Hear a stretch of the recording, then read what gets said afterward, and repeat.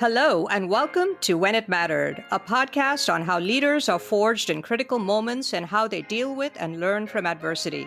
This episode is brought to you by Good Story, an advisory firm helping technology startups find their narrative. My guest is the legendary James Carville. He's an internationally recognized political strategist and media commentator. He's a best-selling author, public speaker, sports commentator, lawyer, and a prominent advisor in the Democratic Party. Nicknamed the Ragin Cajun because of his spirited discourse and his Louisiana roots, Carville gained global recognition as the campaign manager who helped elect Bill Clinton president in 1992. He served as a longtime CNN co-host and commentator. He currently teaches in the School of Mass Communications at his alma mater, Louisiana State University, home of his beloved LSU Tigers. James, welcome to the podcast. No, thank you. It's a big honor to be on. It's great. Is it fair to say that you were a bit of a late bloomer? You burst on the national political scene when you were almost 50 as the campaign manager who helped Bill Clinton win the presidency. What were you up to before you found politics or before politics found you? A lot of stuff that's not suitable for your podcast. Yeah, I laugh. I got married when I was 49, and I've only been married once, and I've been married for almost 26 years now. So, and I was 48 when President Clinton got elected. So I guess it's safe to say I was a late bloomer, but bloom I did. You did. What was your first political campaign like? I guess you were a lawyer before you discovered politics and your natural affinity for it. I think I discovered politics before I was a lawyer. The first campaign I ever worked on was I was like 13 or 14 years old for a guy running for state representative in Louisiana, and my job was to go tear the other guy's signs off the telephone poles. Maybe I was 15 because I had to drive. So when I was 15 and I would go around Iberville Parish, Louisiana and tear the signs of boss's political opponents off the telephone poles. That's great. A lot of our listeners may not know that your last name, Carville, is actually the name of the town where you were born and raised, Carville, Louisiana, named after your paternal great-grandfather and postmaster Louis Arthur Carville. So you have deep multi-generational roots in Louisiana. Can you talk a little bit about that? I've actually met my grandfather. By way of interest, my great-grandfather was actually a soldier in the Union Army and was a Republican member of the Louisiana legislature during Reconstruction. He died, and his wife, my great-grandmother, became the postmaster, and then my grandfather took over, and then my father took over. So we're a family of postmasters. That's wonderful. And you are the oldest of 8 children, right? Yes, correct. And your mother was a school teacher, and then she sold encyclopedias, and your dad came from that long line of postmasters, and he also owned a general store. Yeah, he was a post and ran a general store. Yeah, my mother, she taught school for a little while, and when she had a lot of kids to educate, she sold World Book encyclopedias to supplement the family's income. So how did you go from your Louisiana roots to a national and global thinker? What was the most important factor in that evolution as a leader?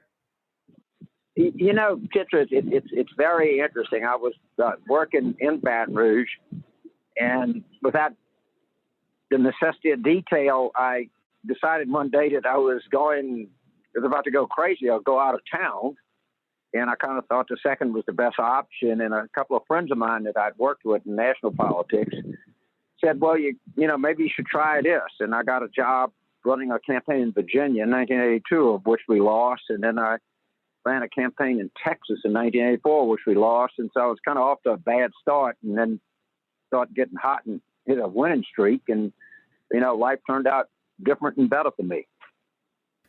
And helping Clinton win the presidency must have then been an extraordinary moment in your family when the Carville name suddenly was globally known.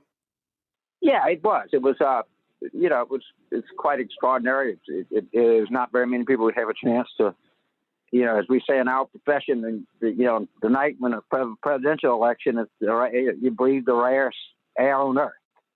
I mean, I got a chance to do that in my life, and I'm forever grateful for it. Being one of 8 kids, what lessons did you learn from that, and how did that help you in life? You know, the one that you just kind of learn, but things with big families that people marvel by them. The truth of the matter is, parents stop raising children after about the third. When the fourth child, particularly if it's a female, raises the first child. you know. And I think we also, were cramped, and I don't know. It was I had a happy childhood. I mean, I can't deny it. I don't have a tale of woe. I didn't have to overcome any emotional scars from my parents or anything like that. I was a well-adjusted child, and I'm grateful for that. You were of university age and a young student when the country was in turmoil in the 60s, all of that social upheaval and the Vietnam War and the peace movement and the student movement. Did that touch Louisiana, and how did that affect you? Well, it's of course it touched Louisiana. It affected me profoundly because I was in the United States Marine Corps. It was a kind of oddity because we had 2-year enlistment then. And from June of 1960, from June the 6th, in fact, the date of the devil, I'll never forget, June 6th or 5th of 1968. So I was profoundly touched by the Vietnam War. I continue to be haunted by it. My brother was a Vietnam veteran who led to an early death because of what happened to young people over there who were in that war. Got involved with substances that were not good for him, and he got the rest is what happens to people. I lost any number of it's just a disaster, and I went back to Vietnam. I never went. First time I went in last year. And it's just a terrific place. I mean, people are just as nice and industrious and hardworking and productive as you can imagine. And I just had this overwhelming thing: what in the hell were we doing over there, napalming these people? I mean, it was so manifestly stupid. The more I think about it, the more I shudder.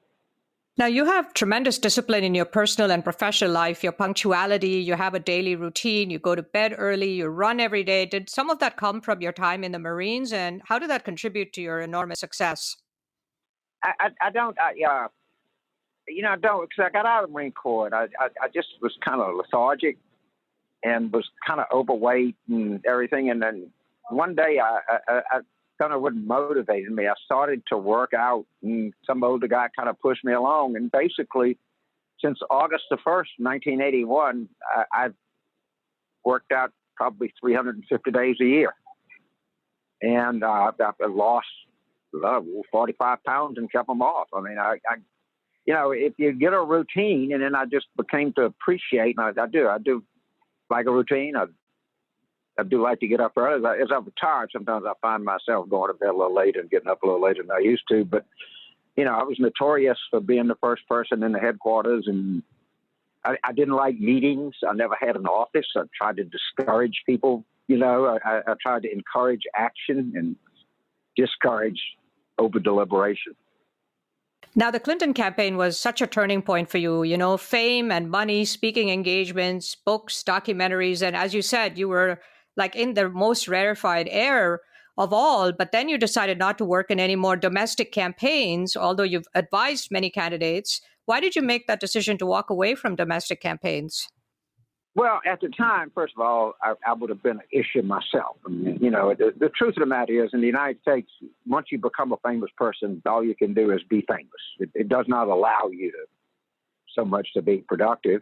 And I loved politics, and although I was 50, I still had a sense of adventure, and I worked in 22 different countries, and kind of winded that part of my life down. But it was quite an experience. Ed, what was it like? You started working on these foreign campaigns. What was that like to work on foreign campaigns? It must be a difficult proposition. It's not as hard as you think, because basically I was a communications advisor, and most people receive information in pretty much the same way. And it's not up to me to earn the nuances of a political system, but try to help, candidates and political parties develop a way to communicate, to use emotion, So I never had a whole lot of trouble with it. Some people worship on Friday and some on Saturday and some on Sunday. People have different cultures and that kind of stuff. But most people around the world prefer, not to be stolen from or lied to. Now, what was your most favorite foreign campaign? It's a good question. I've thought about probably Colombia. And the reason is my client won the Nobel Prize, stopped the longest ongoing conflict that we've had since probably in the world, the fight between the FARC and the government of Colombia. I don't know how many years that went on. He went on to win a Nobel Prize. We had a very tough re-election that we won. And, of course, as everything happens in this world, it looks like even that deal is going south. So it's just, something to be proud of, and it's something to be concerned about. But it's still a lot of other. I worked in Afghanistan. I like the Seychelles. If you ever get a chance to get paid and free first-class ticket to the Seychelles is pretty good duty. It's kind of a long haul. I've worked in Indonesia, Israel, Brazil, Argentina a lot, Bahamas. So it's met some interesting people and done some interesting things. Now, you've seen democracy in all shapes and sizes and colors. Has that given you a different perspective on political campaigns and politics here in the U.S., particularly where we are here today? Well, yeah, the thing that you learn in other places that I thought we could, and I've now learned we can't. If you work in Argentina, you can't take democracy for granted. They don't have a great democratic small d tradition, if you will. And that's true in a lot of places. And I was always secure that our democracy I was almost to the point of, I hate to say this, but almost arrogant that I would say it, but our democracy, and now I see what's happening to it. Look what's happening in the United Kingdom. I mean, who would have thought you would have this, and you would have it in relatively prosperous times? I think the entire thing is very troubling. I have no idea what the reaction this country is going to be when the economy inevitably, it always does, goes south. I mean, if we're acting like this when our economy is running at near capacity, I'm sickened to think about what it's going to be in the future. Now, looking back on your life for a minute, before we look at sort of the election landscape here, what would you say was the moment of greatest adversity in your life? Some lesson you learned or something that happened in your life or your family's life? I guess we're all kind of look back and we want that one story that explains everything. I mean, that one great rabbinical teaching moment, if you will. I don't know if I can point to one thing that happened like that. What I do know is I was practicing law one day, and I sat at my desk, and I literally remember saying this. I wouldn't, if I had to hire a lawyer, I wouldn't hire me, and so I'm going to quit because I just wasn't very good at it, and I was older, and I wasn't very. Frankly, I could ride a horse really good. I was a really good horseman. And I was way better than average marksman. But I was, a high school athlete. I was a middling law student. And then I started in politics.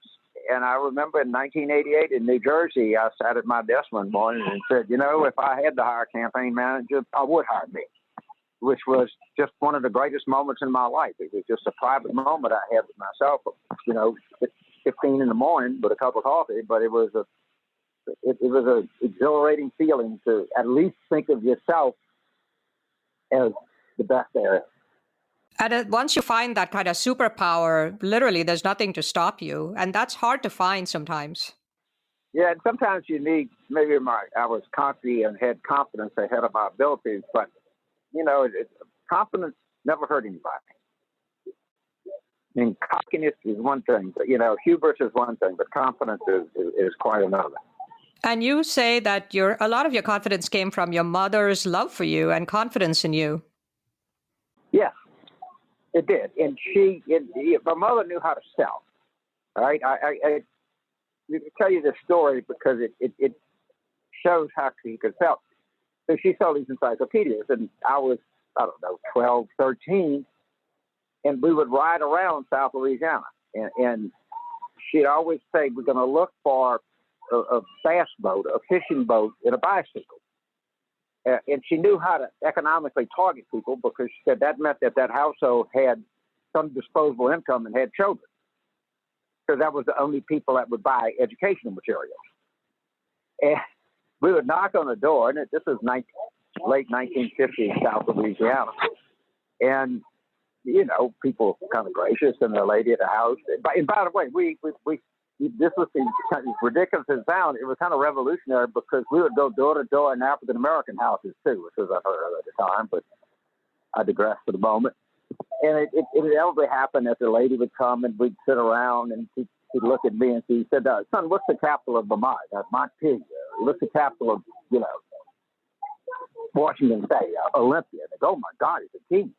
Well, yeah, he got these World Book encyclopedias. And so the lady would come in and bring the man of the house in, and he'd say, "Well, this looks great, and but it's October, and we got the holidays coming up, and I'm a little strapped. Maybe after the first of the year, you can go back and we'll talk about it." And she looked up and she said, "Sir, I find it interesting that you can afford a bass boat for yourself, but you can't buy educational materials for your children." And the guy was crushed. He'd sign anything. He just watch it just like obliterate him in front of his wife. He almost started crying. That nothing like the good guilt trip, right? Once in a while. Right. And I mean, they didn't know where it was coming. And she'd deliver it with she was a woman that had presence. All right. And the guy just melted. It was done. And what did that teach you? It teaches me that, first of all, you got to know you got to figure out who you're going for, i.e., let's separate them out. Let's get the target voters. Let's get the people we can get. Let's get the people with the bass boat and the bicycle. And then, you got to get in and sell. It's exactly what politics is.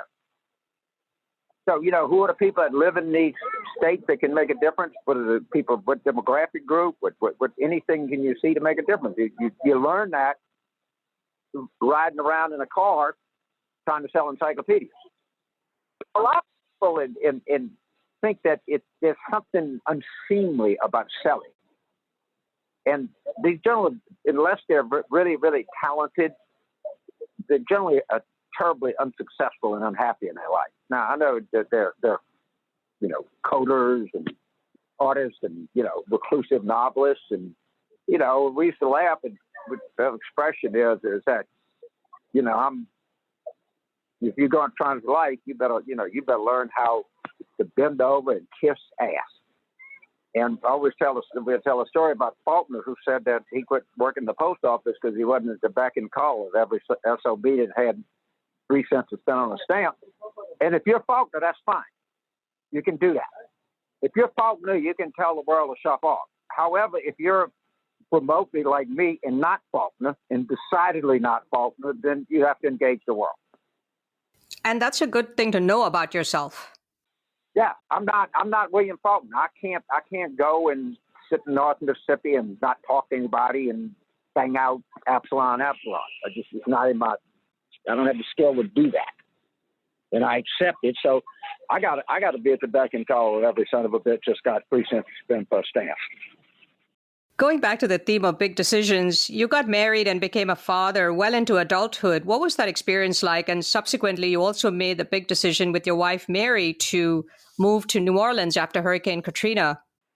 All right. Well, I mean, being older parents, you at least I was very aware of, the biological risk that involved in this. And mercifully and thankfully, it turned out fine. My children have done well, very well. In terms of moving back to Louisiana, the best way I can put it, I was like an old Jew, and I just been in Brooklyn too long. I just ready to go back to Jerusalem or whatever. I don't know how to explain it, but after the storm, I just couldn't think anything else. I just kind of missing everything. I just, and my wife, greed, and so we just went back. I did not want to grow old among strangers. That was very important to me. Yeah, I mean, a lot of us, who are transplants never have that sense of roots that you've experienced, being from Louisiana. Right, right, and I mean, one of the great glories of my life is I did have a place to go back to, where I would be appreciated and accepted, and where I completely understood the culture. It's kind of, if you're not from there, it's kind of hard. But our culture is different, and it's kind of not for everybody. But once it's like ingrained in you, it never leaves you. I mean, you can leave South Louisiana. South Louisiana is never going to leave you. Right? You can't wash it off. You can't forget about it. You can't do anything. It just is it is who we are. And given, of course, my life's mission is the horrific environmental problems that we have, which we in South Louisiana are ground zero. Everything that you see, we're aware it's happening. And I'm, to the extent that I can, I'm trying to, if you will, rally the troops to be even as aggressive as they possibly can be. But this thing in the Bahamas it was sickening. People don't even realize how bad it was. Not that it's a Category 5 storm. This is the 5th Category 5 storm we've had in 4 years. These storms are starting to be stationary. And so if you think about it, they'll stay there like 40 hours. That's the same thing that happened in Houston, and the same thing that happened in North Carolina. We had a Category 4, a high 4 in late October in the Florida Panhandle. And what's happening is there was a guy at LSU, actually a scientist, that studied rainfall tables in Louisiana and found out it doesn't rain, the duration of rain is constant over the years, but the intensity has gone up manyfold. We're not getting more hurricanes than we used to. We're just getting worse, and I mean much worse than we used to. And this is the first time since we recorded hurricanes that we've had, 4 years of Category 5s in a row. And of course, and I don't want to get started on this, but I can't help but say it. The idiot in the IC, the idiot in charge, tweets out that no one has ever heard of a Category 5. He said 4 since he's been president. I mean, nature, the river was against the levee in Baton Rouge for 211 days. It was 15 inches from the top of the levee, and we had a gubernatorial candidate in Louisiana run an ad saying that he wanted to build a wall on the Rio Grande. I mean, the level of stupidity that we're dealing with here at a existential moment, and for sure in my hometown, in my area, but I think it's for the rest of the world too, is really remarkable. It's remarkable, and not in a good way. So looking ahead at this, the Democratic campaign here for 2020, when you ran the Clinton campaign, you had a list posted in the campaign war room to help yourself and your team focus. And the 3 important campaign themes were change versus the same, the economy stupid, and don't forget healthcare. If you were to do something similar in the 2020 race, what would you advise the current slate of candidates they should focus on to win the race? I would say look, they're not great policy difference among Democratic candidates. Everybody wants to expand healthcare. Everybody wants to do something about climate. Everybody wants to stop the inhumane treatment of families on our border, right? Everybody is concerned with income inequality. Everybody thinks that taxation needs to be more progressive and more tax rich. We all agree with that. What the country is looking for is somebody that can just take the temperature down. But understand that the policy difference that we're dealing with here are not great. And if the Democrats don't win the Senate, of which, I'm sorry, we've got to pick up 4, probably 5 seats. We've got to be nice, and we've got to fight for votes everywhere. Chitra, 18% of the United States elects 52 senators. You're not going to change the country. You can have Elizabeth Warren can be president, Nancy Pelosi can be speaker. If Mitch McConnell is the majority leader and John Roberts and Brett Kavanaugh are running the Supreme Court, what's going to happen? Nothing. And people are going to go in with high hopes, and it's just going to be the same cycle. And it's like I can see this coming. And I'm like trying to scream at people, we got to think of a different way to do this. And, I'll watch the debate. I watch the climate debate. Okay. You can't have a climate debate unless you talk about exhaustive engineering.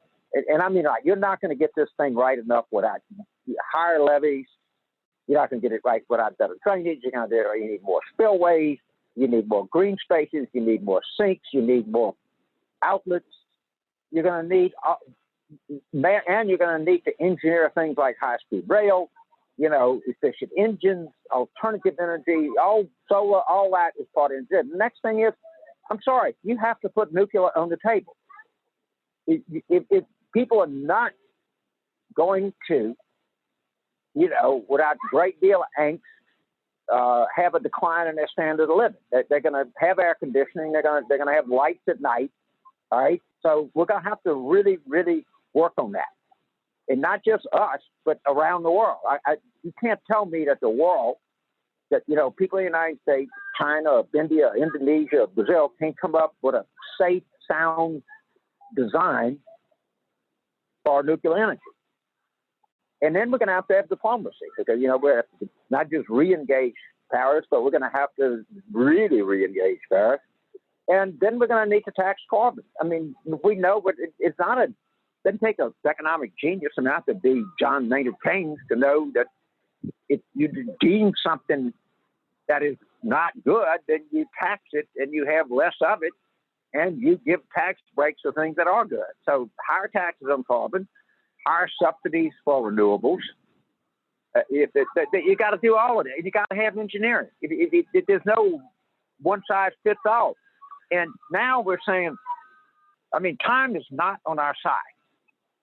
Time is really working against us, and it's really working against climate sensitive places. Like the people who live in river deltas like us. But I think 20% of the world's population lives in river deltas. How many people live in Mumbai? How many people live in Lagos? How many people live in Ganzhou or Bangkok?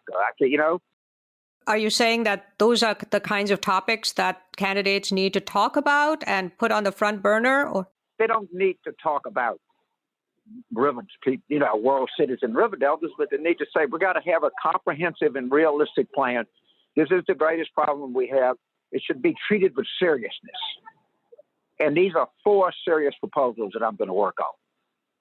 And it's got to be treated in a different way. You just can't sit there and say, well, I'm not taking donations from fossil fuels companies. Okay? No.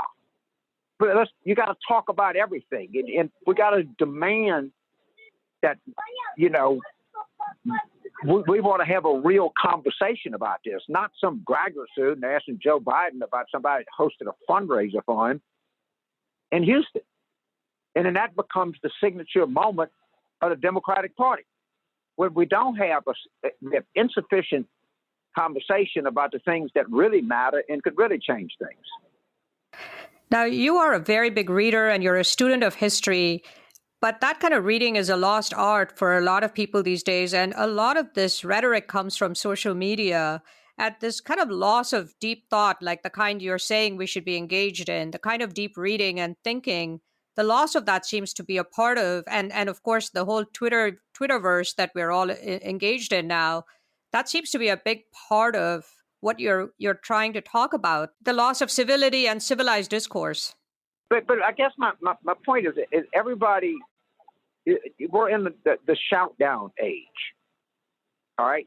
And the way that we deal with things that we don't agree with is we shoot them down. We don't use them to show that they're wrong. And I just don't buy that. And I also don't buy that there is some place that's that says that you have to do this and you have to do that. I just think it's like silly. Can you imagine somebody sitting there saying, well, you had a guy in Houston who has stock in a fossil fuel company, actually, and then they have a 10-minute discussion is to say whether or not he actually has any line authority in the company. I mean, it's just, and then we do things that are not going to happen. We say we're going to ban fracking immediately. You're not going to do that, all right? You know, you can do a lot of different things, and I think that the urban extreme left wing, and they're not Democrats, okay, are driving so much of the debate in the Democratic Party. And I think Democrats have to take the debate back. How do they do that? And who do you think has a chance to go up against Donald Trump and win? I wish I knew. I would love nothing better to tell you and the people who listen to this program that James Carville has the magic candidate. This is who I endorse. I'm watching the process, and I'm hoping for the best. Now, you know, you've had a life so rich in experience, and it's kind of come to me from everything you have written and your wife, Mary Madeline, has written, that faith is really important to you and to both of you. And given this political division in our society today, how does your faith shape how you think about the future of the country and how this is all going to turn out in the years ahead? Well, let me talk about that a little bit. So I have been very interested in how why aren't we moving people? And I am particularly interested in the coastal climate debate. And so I had to start that I wanted, what is a time in history where people acted against what they perceived to be their short or immediate term interests? And a friend of mine, I'll be a name dropper here, a friend of mine named Sean Valence is chairman of the history department at Princeton. And I said, Sean, when in history something like this happened? And he said, you know, probably the best example was the British anti-slave trade movement. And he said, there's this great book called Bury the Chains by an academic by the name of Adam Hochschild. And the book is utterly compelling. And I said, what did they, and by the way, if you were living in Britain, in London, or Liverpool, or any place like that, the slave trade was pretty cool for you. Slavery was as old as the world, as Hochschild put out. It was nothing unique. You had cheap sugar and flour and coffee and, you know, other things. The slave docks were probably prosperous. You know, for all you know, you had somebody working there. And what they had is they used emotion. They had the most famous song in the English language as their anthem, a minor tune called Amazing Grace, that was written by a former slave ship captain. They had Wedgwood china. They had designs, and they did research. And right now, all we're doing in the climate movement is giving people title tables and statistics and you know, 2.3 degrees centigrade. We need a goddamn song. We need a piece of art. There's no way that I, as a person who is unbelievably concerned about what's happening to the future of the world, that I can communicate with you in shorthand. My daughter pointed out Harvey Milk designed the rainbow flag. In art, because every university, every college has an alma mater. Every country has an anthem. Climate has nothing. It has no soul.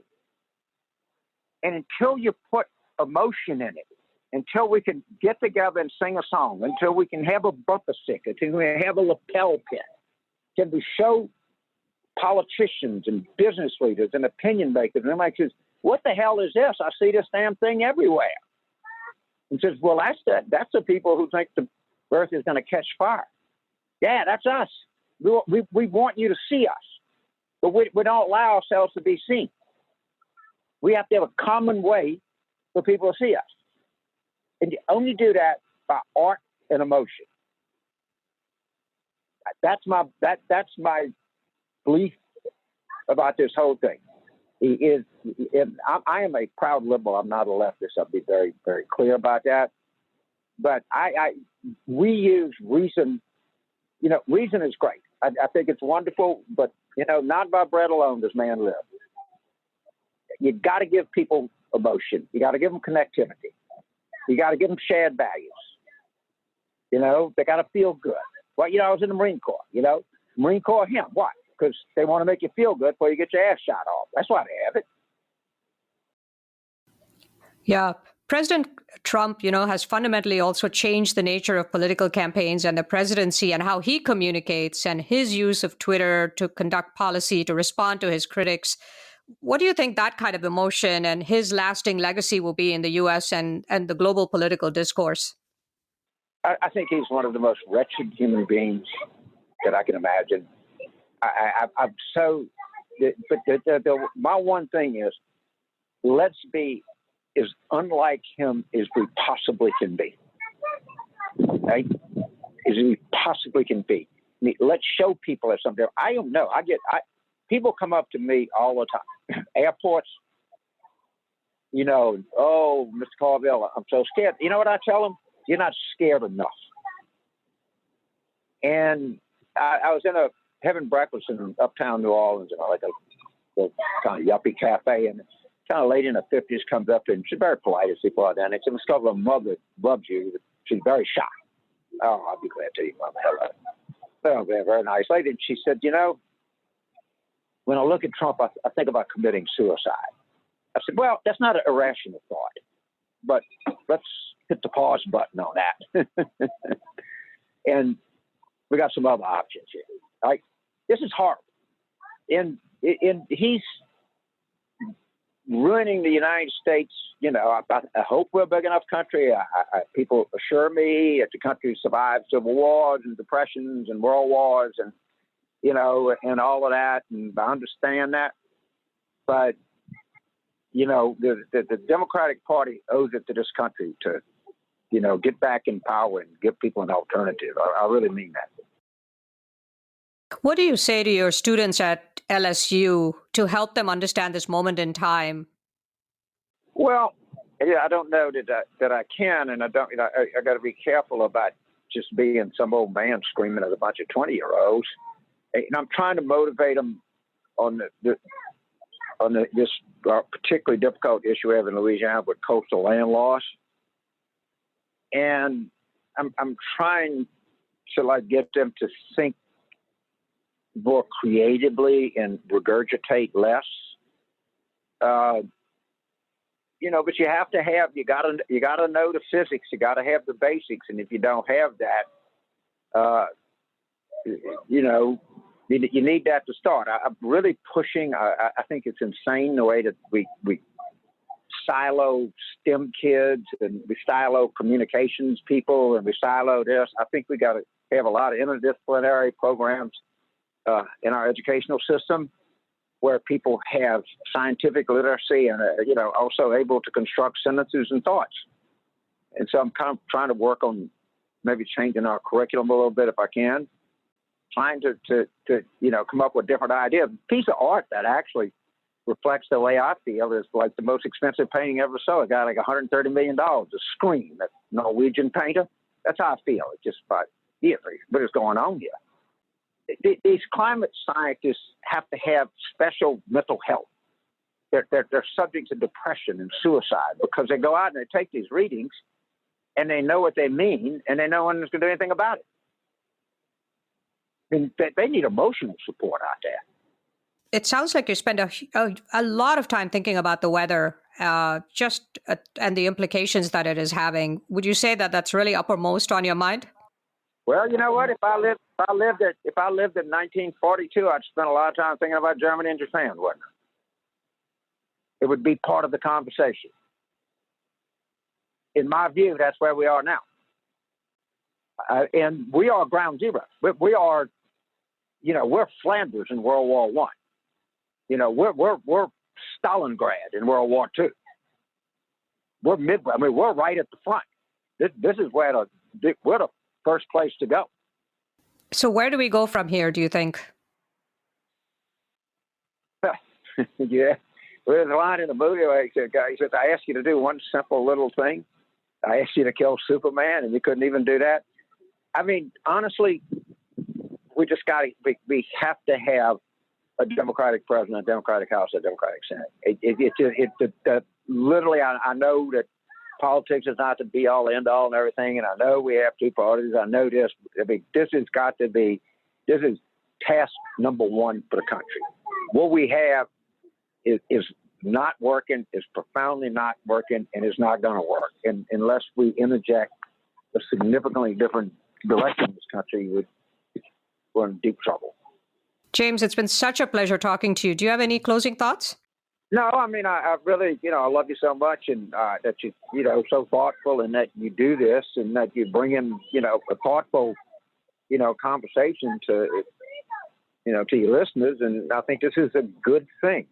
I tell you what I tell my children. If there's one expression I tell my students this that I cannot stand. I think the worst expression we have is that calls somebody, quote, a real American. That just annoys me to no end. Everybody is. And I don't, as you can imagine, I am not a huge fan of the squad. But once you tell somebody to go back where they came from, I'm sorry. No one needs to go back to anywhere. America, is not blood and soil. We're not a place. America's an idea. And I want America to stay an idea. Thank you so much, James. All right, Chitra, good luck to you. Thank you. James Carville is an internationally recognized political strategist, media commentator, best-selling author, public speaker, and a prominent advisor and figure in the Democratic Party. Thank you for listening to When It Mattered. Don't forget to subscribe on Apple Podcasts or your preferred podcast platform. And if you like the show, please rate it 5 stars, leave a review, and do recommend it to your friends, family, and colleagues. When It Mattered is a weekly leadership podcast produced by Good Story, an advisory firm helping technology startups find their narrative. For questions, comments, and transcripts, please visit our website at goodstory.io or send us an email at podcast@goodstory.io. Our producer is Jeremy Kaur, founder and CEO of Executive Podcasting Solutions. Our theme song is composed by Jack Yeagerline. Join us next week for another edition of When It Mattered. I'll see you then.